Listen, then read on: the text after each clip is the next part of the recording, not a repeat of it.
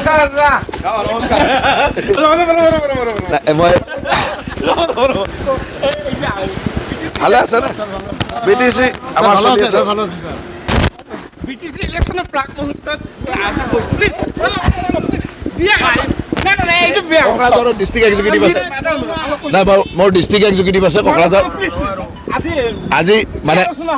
আমাৰ কোকৰাঝাৰৰ district executive আছে মই ডিষ্ট্ৰিক্ট এক্সিকিউটিভত যাওঁ ডিষ্ট্ৰিক্ট এক্সিকিউটিভত কথা পাতিলোঁ মই ৰিজৰ্টত চাহ খাব আহিছোঁ নাই নাই মই এইটো ৰিজৰ্টত চাহ খাব আহিছোঁ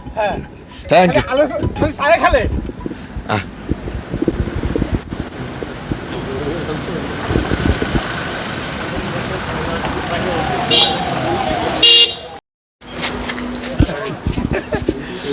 আপোনাৰ ৰিচৰ্টত চাহ খাবলৈ আহা বুলি ক'লে কোনে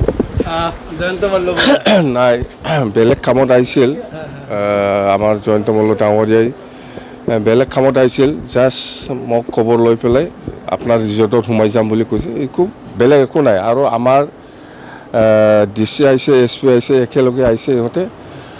আমি জাষ্ট একটা কথা আছে আমাৰ পৰ্বতজোৰাৰ যিটো মাটিৰ সমস্যা সেইটো লৈ মই অলপ কথা পাতিম বুলি কৈছিল ইয়াৰ কাৰণে আমাৰ এই কোম্পানীৰ মানুহো আহিছে মুঠতে আমি কেনেকৈ সমাধান কৰিব পাৰে ৰাইজৰ লগত আলোচনা কৰি সেইটোকে আমি